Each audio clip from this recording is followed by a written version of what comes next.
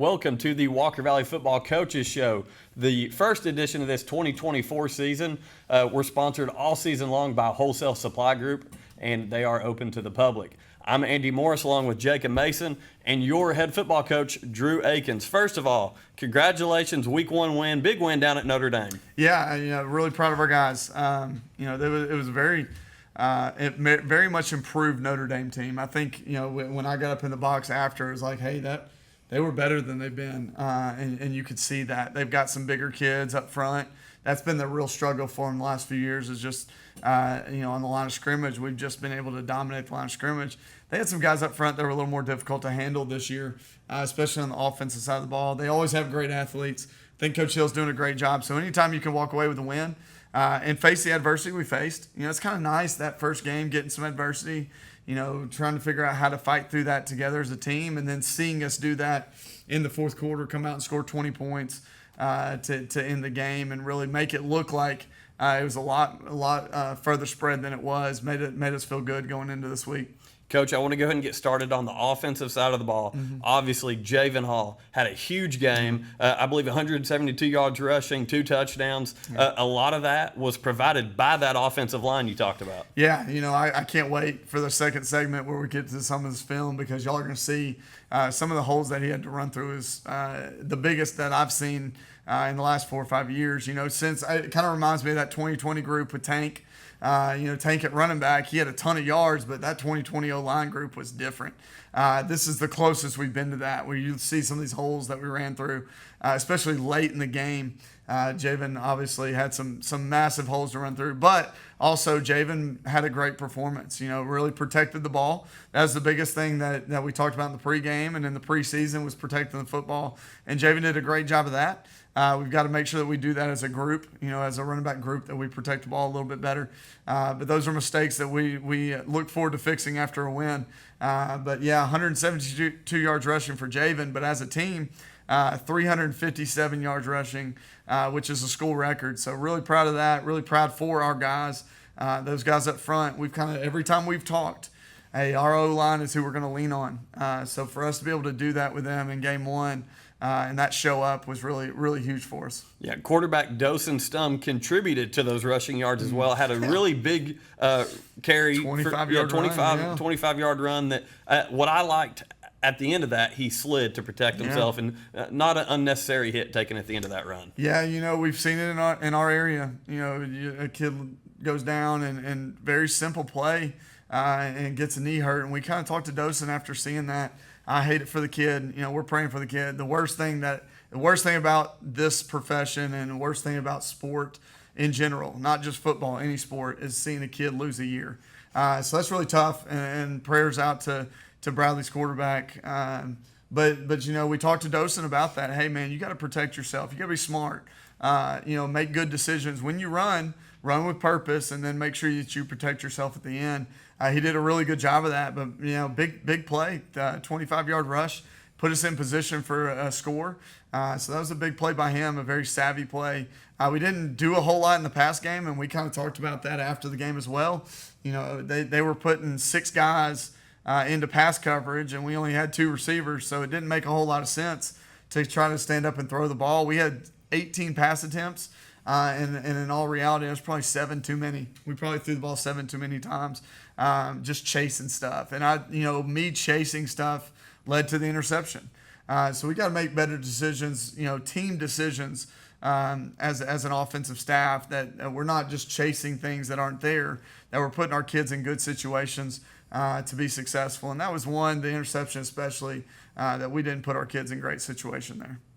Yeah, so flipping over to the defense side of the ball, you can definitely tell who that front seven was going up against all summer long because as the night continued, the motors just kept going. And I felt like those defensive ends finally broke loose in the second half, and they weren't able to contain them. Just kind of talk about your defensive performance. I know probably more points than you would like, but if you go back and really look, misformed, like fumbles, that pick 50 yards that gets brought back, that's taken back by a penalty. They end up scoring on that drive. Just talk about the defensive performance all night because especially the front seven, looked very, very tough. Yeah, I think our D-line is, another thing that we've talked about every time that we've talked together.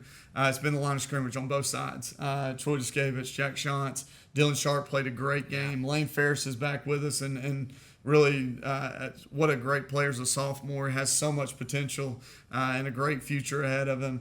Eli Robinson, Judd Thompson, Jack Glenn came in and made some plays at our 5 technique. So, we rotated a lot of bodies through there, and those guys played really well. Troy Duskevich has been a menace throughout the preseason and then showed up again, on Friday night and made some plays. They had the sack on 4th down that turned them over, that kind of killed that. That third quarter where it was like, there was one moment, I think we fumbled on a run, and they had the ball at about the 50-yard line. And that was the one moment I was like, man, this is feeling a little dicey. It didn't feel like we weren't in control, but it felt like, hey, if we give something up here, it's gonna get out of control a little bit for us.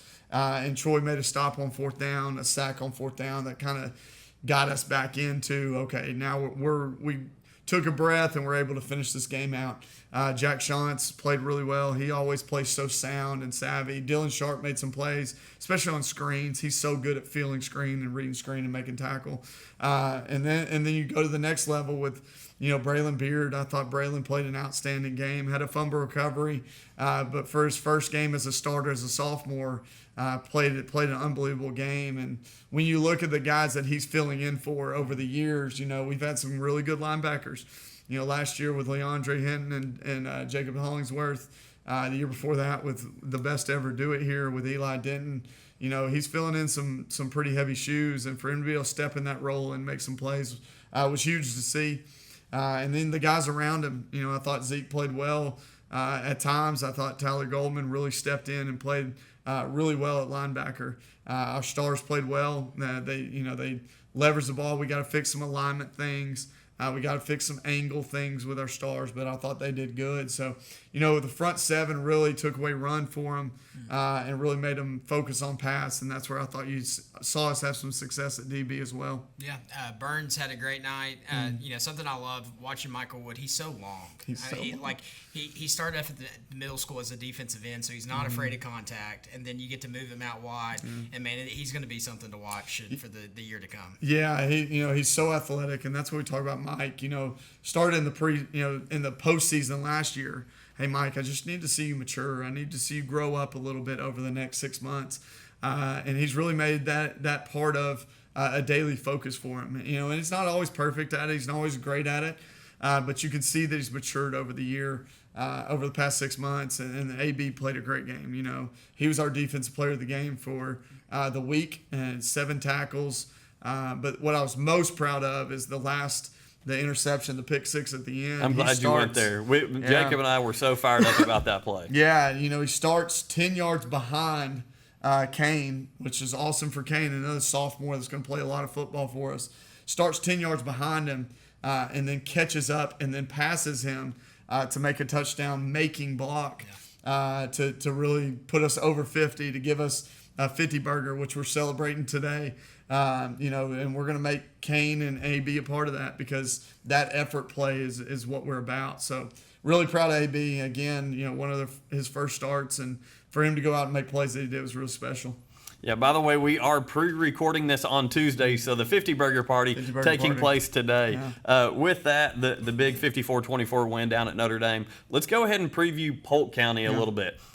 Breaking news as of today, the start time has been pushed back to 7:30 for that game. Coach, just kind of explain to everybody what's going on with that. Yeah, it's so hot this week, and I think it's going to break a little on Friday, but I just don't want to put kids in a situation where heat is at risk at all. And when you think about all the moving parts that we have in a football game, it's not just the players on the football field that we're dealing with. We got 250 plus band members that are going to be out there in their gear, carrying their instruments. We got cheerleaders, we got fans, all of those things. Announcers in the press box as well. Yeah, y'all got to sit up there. There's so many things going on, and it felt like, hey, we need to make this decision early because we have so much going on Friday as well. We're honoring Charleston as we do the first game every year, and we're going to bring back the 2000 football team and celebrate those guys. So we felt like we needed to make a decision early in the week just to make sure we weren't, chasing things on Thursday, trying to get it done. So went ahead and made that decision. I think it's what's best for our players. I think it's what's best for our fans, and in all of our students and put them in the safest environment we possibly can. Yeah, so once again, 7:30 start time Friday night here at the MAC against Polk County. Charleston night, which is, listen, I love that. I know a lot of those guys coming back and being able to be celebrated. Yeah. And I just hope that we can get Coach Mike Turner to lead them out with the big Charleston flag. Just run them out, right? Run them out. Yeah, we're going to put him on a dead sprint, see if he can pull a hamstring or two. That's it. Really excited about that, though, man. I tell people the story all the time. I remember sitting on the hill at one of the last Charleston home games. My dad was head coach at Boyd Buchanan. I remember sitting on that hill looking down, and I'd still picture, hey, like, this is a really cool place. So to give those guys somewhere to come back to and to be celebrated, for the long time, they didn't have anywhere to go. So trying to give those guys somewhere to go that they feel like home, and really excited to celebrate that group. Yeah. So with that, we're going to wrap up this first segment, and when we come back, we're going to break down some film with Coach Drew Akins.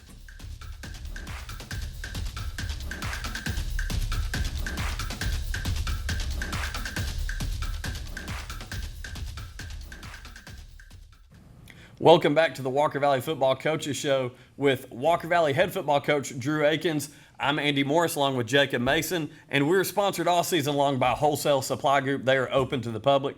Coach, it's Polk County week, but before we get into any more of that, let's break down a little bit of film from Notre Dame. Yeah, man, this has become one of my favorite parts of the week. I've got to do a better job of getting some defensive film on here, but we got some really cool plays I want to go through. We're going to fly through the first couple because it's just the touchdowns. And then once we get into that, I'm gonna really dive into the last play here. So early on here, what you're gonna see is this is our trio set. So this is funny. As we were kind of going through the week, we talked about, hey, I like to give kind of a veil. Let's take the veil away a little bit. Well, we practiced all week saying, hey, the way they cover. Roman's not going to get a whole lot of opportunities because they cover short. You can see backside over here that this kid right here. Let's see if I can get my laser pointer pulled up. So this kid right here is the short, flat defender, and they play a safety over top of the single defender.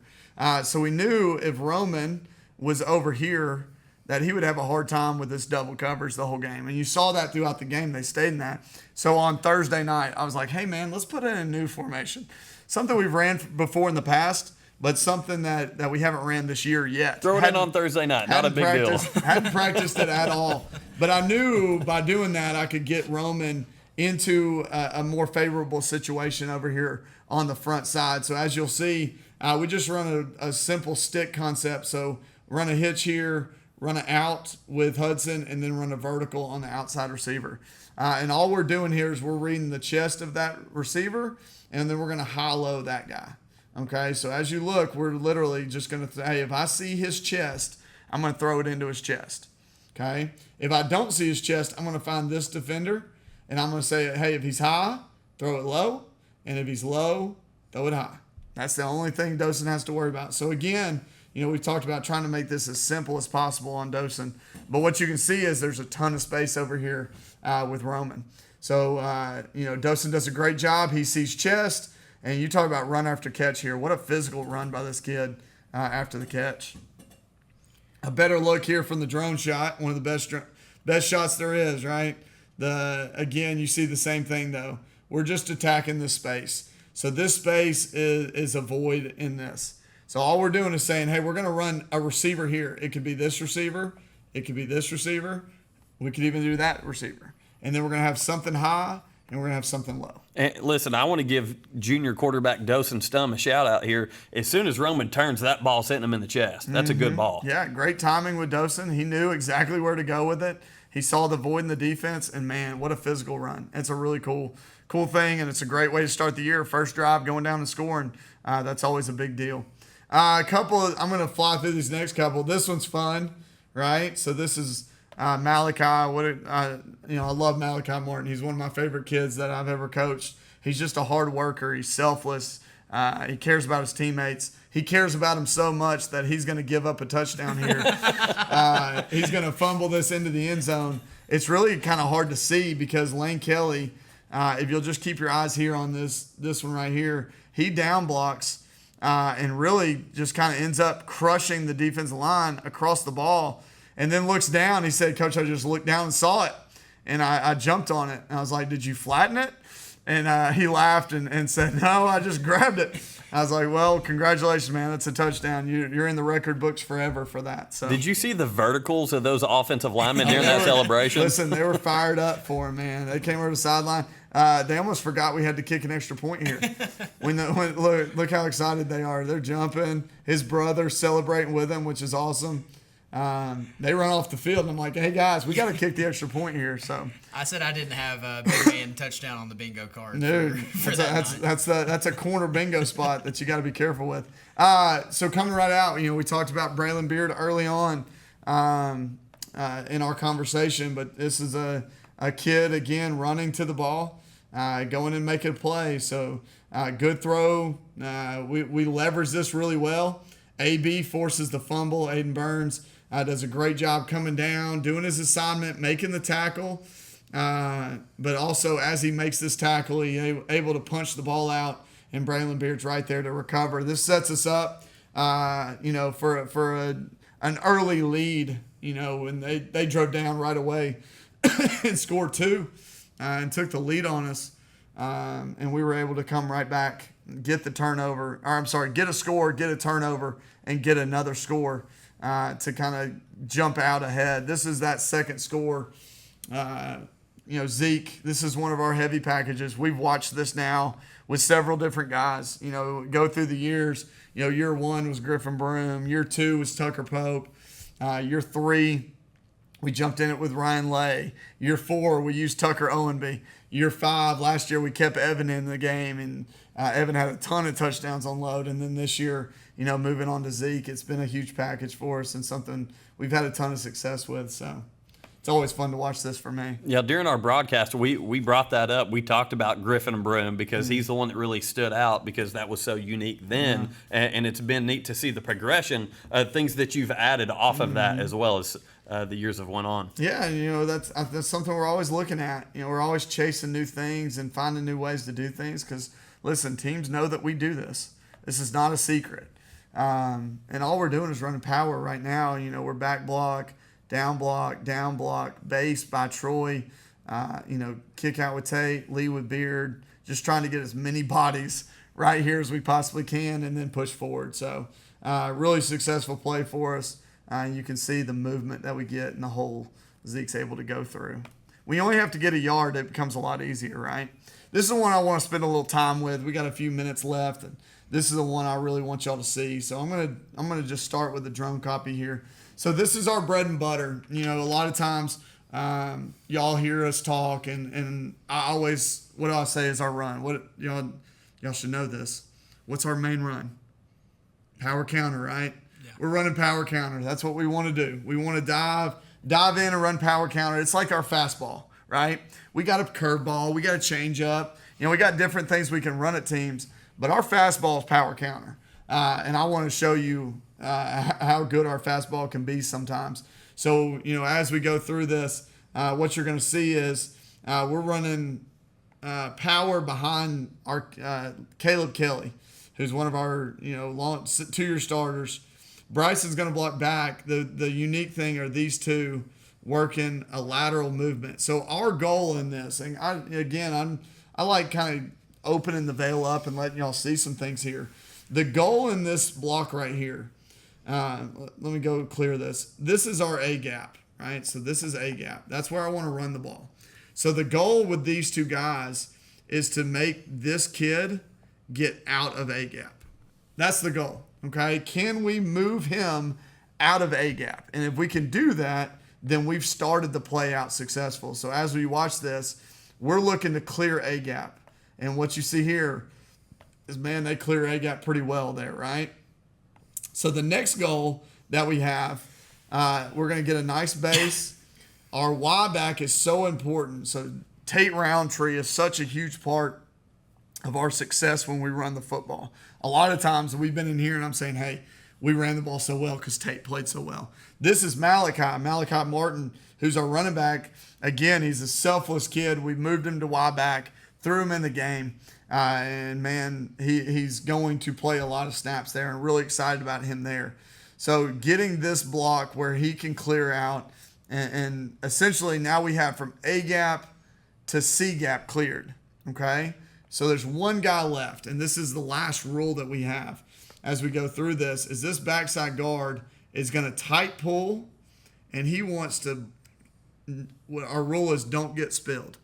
So spilled means that their backer dives inside. His helmet goes inside. We want to make sure that our helmet is inside on this block, okay? So what you'll see here is it's one of those really good situations where he gets that no spill, and as you see this develop, that run lane is about as good as you get in high school football. So, man, this is something that's a 2-year process that we've spent 2 years trying to get really good at this, and for us to be able to do that and be successful here is really big. And I was really excited for Javen, but really it all kind of stems off our offensive line and their ability to make plays. Yeah, a ton of credit to those big guys up front. Jacob and I, one thing that we noticed during our broadcast of the game was just about every single snap, our offensive line was about 1.5 yards off of where they started every single snap. Yep, we are going to base our entire season around our line of scrimmage, both sides. So for those guys to come out game one with that kind of pressure that I'm putting on them, I'm saying we are going to be successful or unsuccessful because of you guys. For us to come out and play that way at the start is really great. So really proud of those guys. They, offensive line, Y-backs, and tight ends won our offensive player of the game. It's because of plays like this that they did. Well, you also saw that they were very disciplined. Not a whole lot of penalties on Friday night coming from that group. We like to call them the flow show. Yeah, there's a lot of good-looking hair in there, man. I'm telling you. On both sides of the ball. I'm glad you plugged that, Jacob. Yeah, the flow show. You'll be hearing it all year long. Yeah. So, really successful night. Really proud of our guys. Hopefully we can continue that and build off that this week. So, Coach, after a solid win in Week 1 against Notre Dame, you're getting some rewards in the newspapers and online and things. Coming in at number 6 in the Tennessee Sports Writers rankings for Class 5A in Tennessee, and number 7 in USA Today as well. So, some recognition on a good start to your season. Yeah, those awards. Really, preseason this early in the season don't hold a lot of weight, but it does show that, we've gained a lot of respect. And I think that's something we always wanted to do here. We wanted to make sure that as we built this program, that people saw what we did and they respect what we did. And I think our coaching staff and our kids have earned that. And that's something we're really excited to do. Now, we have to understand it puts a target on our back. But we've talked about that all year. We have a target on our back because we were the region champs last year. We have a target on our back because we went to the semifinals last year. So we're going to have to deal with a target on our back all year. So this is just another thing that we're going to have to make sure that we don't let get to our heads and that we go out and play every single week as if we are that. Yeah, that's right. Got to keep it rolling. So with that, Polk County this Friday at the MAC. Start time's been pushed to 7:30, so you can come, show up at the MAC, get here a little early. Hopefully it's nice and cool by game time, and Coach Akins and the Mustangs are going to be ready to go. You can listen to Jacob and I on WCLE 99.1, and I tell you what, you'll be able to catch this on Walker Valley social media, on the YouTube page, and on Mix 104.1's page as well. So with that, Andy Morris, Jacob Mason, head coach Drew Akins. Go Mustangs.